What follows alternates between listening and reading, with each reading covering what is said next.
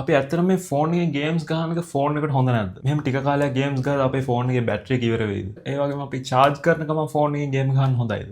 අපි බලමු. මෙහෙම මම මුලින්ම ගේමින් එක්ස්පර්ට් කෙනෙක් එහෙම නෙවෙයි. මගේ ප්‍රොෆෙෂනල් ගේම්ස් ගහන මල්ලිලා ටිකක් අහලා තිබ්බා මේ ප්‍රශ්න ටික. ඉතින් අපි බලමු ඒවලට මොනවද උත්තර කියලා. ඒ වගේම තව දෙයක් මම ගේම්ස් ගහන්න කියලා ඇත්තටම කාටවත් කියන්නේ නැහැ. ඒ කියන්නේ ඒගොල්ලෝ ගේම්ස් ප්ලේ කරලා ඒගොල්ලෝ සල්ලිත් හොයනවා. එහෙම ඇරෙන්න මම ඇත්තටම කාටවත් රෙකමන්ඩ් කරන්නේ මේ ගේම් ගහilla. වැඩක් කරලා වෙලා පොඩි විනාඩි 10ක් 15ක් ගේම් ගහන එක වෙනම දෙයක්. මම කියන්නේ අර සමහරු ඇබ්බැහි වෙන තරමට ගේම් ගහන එක මම නම් රෙකමන්ඩ් කරන්නේ නැහැ. මොකද ගේම්ස් හදලා තියෙන අපි ඇඩිට් කරන්නේ. ඉතින් ඇත්තටම ඒකට ඇබ්බැහි වුණොත් අපේ කාලේ ගොඩක් අපරාධයි. ඔයාලට ගේම්ස් ගහන්න ඕන නම් අර මල්ලිලා වගේ එක්ක ටූර්නමන්ට් ගහන්න. එහෙම නැත්නම් අර YouTube එකේ එහෙම ගේම් ස්ට්‍රීම් කරන වගේ සයිට් එකකට යන්න. මොකද ඒ වලින් සල්ලි එනවා. පොඩි අනවශ්‍ය කතා ටිකක් කිව්වේ. ඉතින් අපි බලමු දැන් මොනවද ඇත්තටම යාලා අහපු ප්‍රශ්න ටික කියලා. ඉතින් පළවෙනි ප්‍රශ්නේ තමයි අපි charger එක plug කරන් ගේම්ස් ගහුවොත් අපේ battery health එක බහිනවද කියන එක. ඔව් ඇත්තටම මේක හොඳ නැහැ. මම example එකකින් කියන්නේ මොකද දැන් අපි හිතන්නකො ෆෝන් එක charge කරද්දි ෆෝන් එක රත් වෙනවනේ කොහොමද? ඒ කියන්නේ ගේම්ස් ගහන්නද normal වෙලාවට charge කරද්දි උනත් ෆෝන් එක ගොඩාක් රත් වෙනවනේ. එක්ක charger එක එක්ක ෆෝන් එකේ case එකක් තියෙනවා. එහෙම හරින ෆෝන් එක උනත් පොඩ්ඩක් රත් වෙනවනේ charge කරද්දි. එතකොට charger එක plug කරන්නේ නැත්නම් ගේම්ස් ගහද්දි හිතන්න ගේම්ස් ගහද්දිත් ෆෝන් එක රත් වෙනවනේ. එතකොට හිතන්න charger එකත් ගහගෙන ගේම්ස් උත් ගහද්දි ෆෝන් එක ගොඩක් රත් වෙනවා. ඒක ඉතින් ඇත්තටම බැටරි එකට හොඳ නැහැ. මෙහෙම ඉඳලා හිටලා ඒක කරාට ප්‍රශ්නයක් නෑ. හැමදාම මේ වැඩේ කරන්න ගියොත් බැටරි හෙල්ත් එක ගොඩක් අඩු වෙන්න පුළුවන් ඇත්තට. ඉතින් ඒකට සොලියුෂන් එකක් විදිහට සාමාන්‍යයෙන් ඔයාලා ගේම්ස් ටූර්නමන්ට් එකකට යන්න කලින් 100% බැටරි එක charge කරගෙන පොඩ්ඩක් ගේම්ස් ගහන්න ගත්තා නම් ඒකට සොලියුෂන් එකක් වෙයි කියලා මම හිතනවා. හැබැයි ඒක ප්‍රැක්ටිකල්ද දන්නේ නැහැ. මොකද ගොඩක් දිග ගේම්ස් ගහනවා නම් ඒක සමහරට ප්‍රැක්ටිකල් නැති වෙන්න පුළුවන්. ඒ වගේම අපි හිතමු ඔයාගේ බැටරි එකත් අඩුයි. ඔයාට ගේම් එකක් ගහන්න ඕනේ. ඒ වගේ වෙලාවට ඔයාලට කරන්න පුළුවන් සොලියුෂන් එක තමයි ෆෝන් එක හීට් බිල් අඩු කරගන්න. ඔයාට අර ෆෝන් එකට එන කූලින් ෆෑන් එකක් වගේ යූස් කරන්න පුළුවන්. ඒක මම දැකලා තියෙනවා AliExpress එකේ තියෙනවා. ඒ වගේම තව දෙයක් තමයි bypass charging system කියන එක ඔයාගේ ෆෝන් එකේ තියෙනවා නම් enable කරත් හරි. ඒ සිස්ටම් එක නම් මම ඇත්තටම personally use කරලා නැහැ. හැබැයි මම දැක්කා ඉන්ටර්නෙට් එකේ ගොඩක් කට්ටිය ඒක recommend කරලා තියෙනවා. ඉතින් දෙවෙනි ප්‍රශ්නේ තමයි ලොබි එකේ ඉදි charger එකට දාලා match එකක් start කරලා පස්සේ ආයෙ unplug කරොත් battery health එකට ප්‍රශ්නයක් නැද්ද? ඒ කියන්නේ මේ charge කරන විදිහට කියන්නේ අර සාමාන්‍ය partial cycle එකක් කියලා. ඒ ඇත්තටම ප්‍රශ්නයක් නැහැ. මොකද batteries design කරලා තියෙන මේ partial cycles වලටත් අවුලක් නැති වෙන විදිහට. එතකොට ඒකට answer එක තමයි කිසිම ප්‍රශ්නයක් නැහැ ඒක. ඉතින් තුන්වෙනි ප්‍රශ්නේ තමයි අපි කීප සැරයක් සැරින් සැරේ ෆෝන් එකට කේබල් එක plug කරනවා ආයෙ unplug කරන එක අවුල්ද? ඉතින් ඒකත් අර මම කලින් කිව්ව answer එක මේකටත් ගැලපෙනවා. මෙහෙම අර පොතේ හැටියට සාමාන්‍යයෙන් 20% to 80% තමයි charge කරන්න කියන්නේ phones. ඒත් ඉතින් අපි phones ගන්න පාවිච්චි කරන්නේ ඒකින්ද මම නම් හිතන්නේ ඒක ඉතින් අත්‍යවශ්‍ය නැහැ කියලායි. මගේ phones උනත් එහෙම කිසිම විදිහකට charging එහෙම 20% to 80% වෙනකන් charge කරලා ඉතුරු ටික නවත්තන්න එහෙම මොකුත් නැහැ. මම කරන්නේ නැති එකම දේ තමයි අර ඕවර් charge කරන එක. මම ඒ කියන්නේ phone එක charge කරලා ඉවරුනාට පස්සේ ඒ කියන්නේ 100% ආවට පස්සේ phone එක charger එකෙන් ගලවනවා. ඉතින් ඊළඟ ප්‍රශ්නේ තමයි 20% to 80% method එක අනිවාර්යෙන්ම follow කරන්න ඕනේද? ඒ වගේම 100% වෙනකන් ගහලා තිබ්බොත් battery health එක අඩු වෙයිද කියන එක.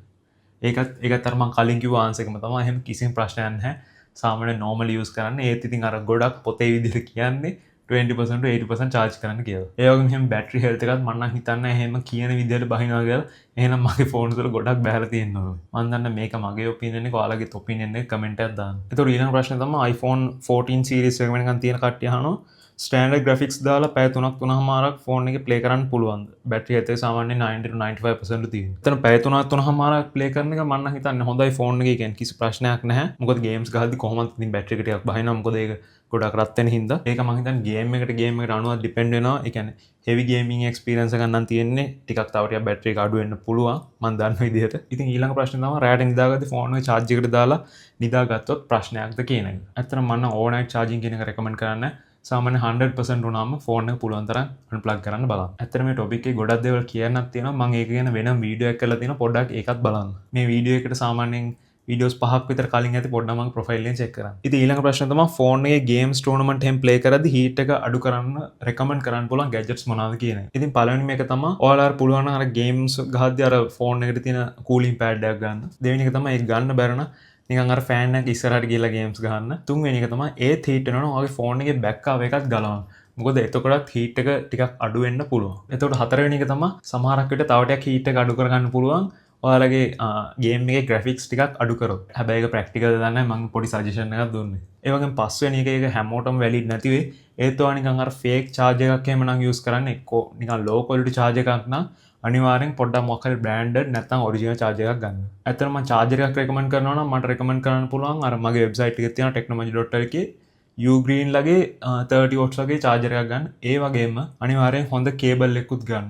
Ugreen line කේබල් එකක් ගත්තා නම් හොඳයි. ඔයාලා සාමාන්‍යයෙන් iPhone කේබල් එක නම් තියෙන, ඒ කියන්නේ lightning port එක නම් තියෙන්නේ. මම නම් කියන්නේ MFI certified Ugreen කේබල් එකක්ම ගන්න. මොකද ටිකක් ඇත්තටම quality එක වැඩි අනිත් ඒවාට වැඩි. මොකද මම ගත්ත ගොඩක් customers ලත් කියලා තියෙනවා ඒ charger එක use කරද්දි ගොඩක් heat bill අඩු වුණා කියලා. ඔයා normal games සෙල්ලම් කරන නැති වෙලාවට පොඩ්ඩක් charge එකට ගහලා බලන්න. ෆෝන් එක එතකොටත් ටිකක් වැඩියෙන් හීට් වෙනවා නම් අනිවාර්යයෙන්ම charger replace කරන්න. නැත්නම් නම් ඇත්තටම අවශ්‍ය නැහැ. ඊළඟට අහලා තියෙන්නේ ප්‍රශ්නේ තමයි 13, 14, 15, 16, 17 series phones වලට දැනට තියෙන හොඳම chargers power banks recommend කරන්නලු. ඒ කියන්නේ බජට් එක ප්‍රශ්නයක් නැහැලු. එක්කොටම සෙට් වෙන charger එක තමයි මම කලිනුත් කිව්වේ 30 watts adapter එකක් ගන්න Ugreen ලගේ. ඒ වගේම කේබල් එකට යද්දිත් Ugreen ලගේ 100 watts type C කේබල් එකක් ගන්න. ඔයාලගේ lightning port එක නැත්නම් Ugreen ලගේ MFI certified ඇලුමිනියම් කේබල් එක තියෙනවා. අන්න ඒක ගන්න. ඒ වගේ මේක තව right angle වෙන කේබල් එකක් තියෙනවා. ඒකත් මම හිතන්නේ අර games ගහන ලේසි ඇත්ත. මට games ගහන මල්ලි කෙනෙක්ම තමයි ඒකත් කිව්වේ එයාට ඒක ලේසි කියලා. ඒ වගේම කියන්න ඕනේ මේ ප්‍රශ්න ටිකත් එයාම තමයි දුන්නේ එයාගේ යාළුවන්ට ගහලා. ඉතින් thank you පන්සිලු ඔයාගේ ප්‍රශ්න ටික. ඉතින් මම අර adapt එක කිව්ව සාමාන්‍ය ඔයාලට ගන්න පුළුවන් හොඳම adapt එක ගණන් අඩුවටම තියෙන. ඉතින් තව budget එක වගේ තියෙනවනේ සාමාන්‍ය 100 watts Uno වගේ adapt එකකට ගියත් ප්‍රශ්නයක් නැහැ. ඉතින් ඊළඟ ප්‍රශ්න තමයි power banks මොකක්ද කියන එක. ඉතින් power banks වල සාමාන්‍යයෙන් ගණන් අඩුවටම තියෙන recommend කරන්න පුළුවන් power bank එක තමයි Baseus ළඟ තියෙන 20000 mAh කියන power bank එක. ඔයාලට මගේ website එකෙන් බලන්න පුළුවන් ඒකේ features ඔක්කොම ටික දාලා තියෙනවා. Baseus Starload 22.5 watt 20000 mAh කියන power bank එක.